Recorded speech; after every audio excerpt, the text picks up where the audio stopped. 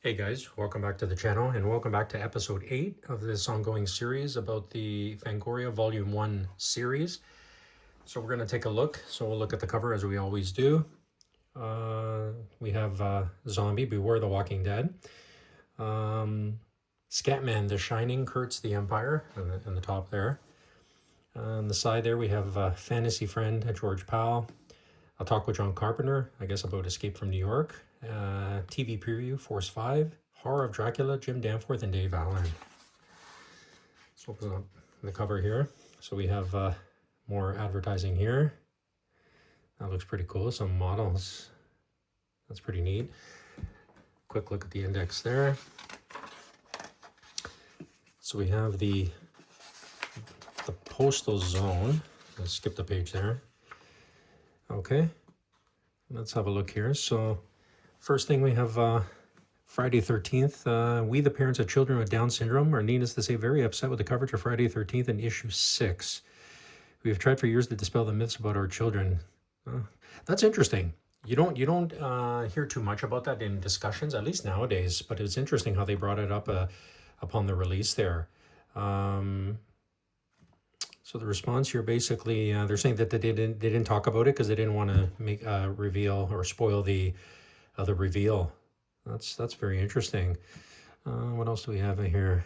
Dear Fangoria, after seeing The Shining, I begin to wonder how Stanley Kubrick could botch such a film up. Interesting. Motion Picture advertises the first epic horror film. It's The Pits. If this is the first horror epic, let's hope it's the first and last. Oh wow, that's very interesting. Yeah, it didn't get a good reception initially when it first came out, and now it's become a cult classic. So, or just a plain classic. So that's pretty interesting there. There's some more here. Let's see if there's anything interesting here. I wanted to see Friday 13th, but no one under 17 admitted unless accompanied by adult. Now in Fangoria 6, you said you wanted a hit film. My parents don't like this type of film, so I won't go to see it because you wanted a hit movie and then had it rated R. Friday 13th, R ratings for violent content. Sex is comparatively mild, and for film directors, don't rate their own films. The ratings are handed down by the Ratings Board and Motion Picture Association. Will probably never be shown on broadcast television, which is not true. Obviously, it has in the years since, though it may turn up on a cable network. If there's any consolation, Friday has such a huge success, is likely to return to theaters again and again. Wow. That's pretty prophetic there, as was the case with so many sequels, 11 sequels, right?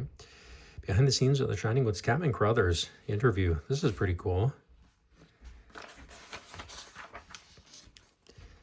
Beware the return of the Walking Dead and Zombie. Director Fulci and the crew's continental zombies prepare to invade North America.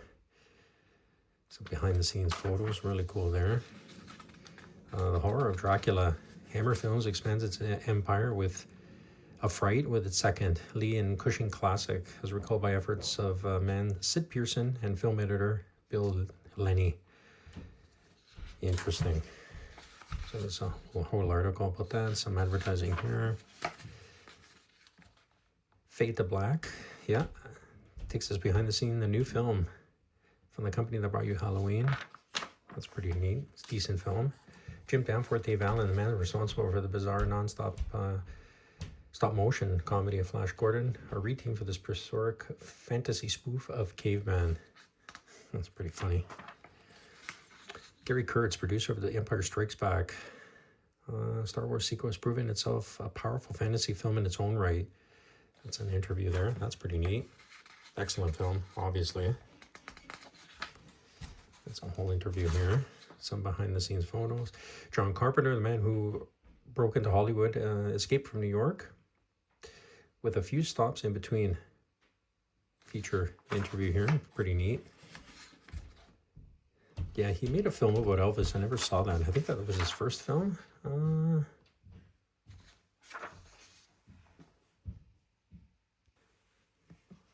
Okay, next here we have B is for Bladesdell, part 1 of an interview. I'll talk with top FX man of the 1950 B movie Boom. Very cool. That's pretty neat. The Scatman continued here. Never read it. It should be an interesting article, actually. Take a Ride with Death in the Hearse. That's a good movie, too. With Trish Vanderveer, Georgie Scott's wife.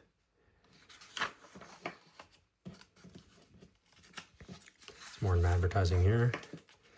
Continuation of the zombie article here. Some more, the Trading Post, actually, which is pretty cool, actually. Some interesting stuff here, as always. Fade to Black, the continuation here. More advertising over here. Urban Yablans, Fade to Halloween 2. Release of Halloween has been involved in every aspect of motion picture production, distribution since the 50s. His latest effort, Fade to Black's culmination, lifetime of love of film.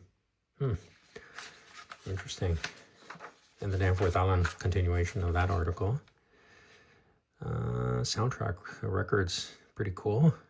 Very cool stuff here. George Powell, Sci-Fi's best friend. I guess it's a memorial, sort of like a tribute. Yep. I got some people that are paying tribute. Robert Bloch, author of Psycho. Ray Bradbury. Rod Taylor, interesting. Force 5, very ambitious new animated science fiction TV series. Don't remember this one. Don't remember how long it was on for. That's interesting. I'll have to look into that.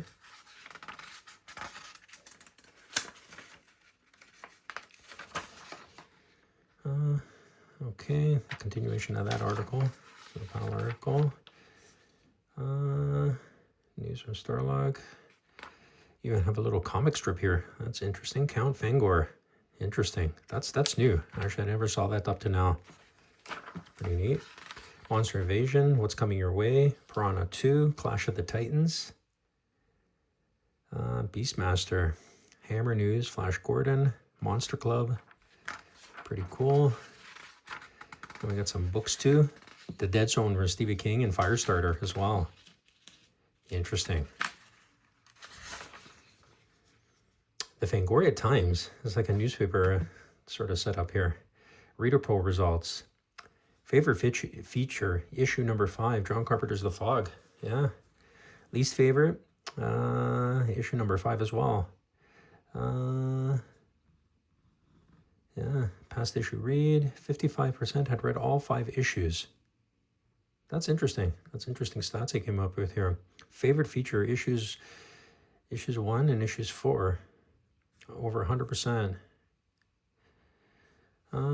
Kolchak the 9, Stalker's favorite among 20% of our respondents. And Don Coscarelli and Phantasm was a close second with 24%.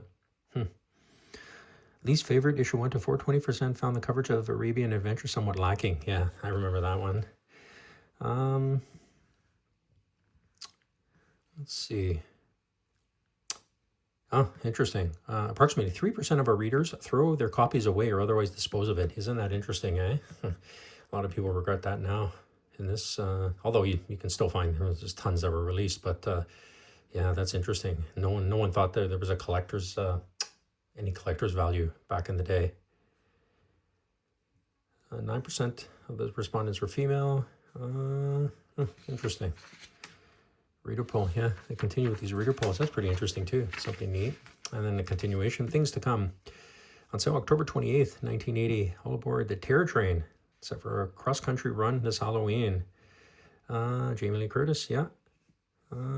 Very interesting stuff. And then here's the back. It's more advertising for Starlog photo guidebooks. So that's it, guys. That's issue number 8. So join us again for number 9, and we'll take a look at that one. Take care.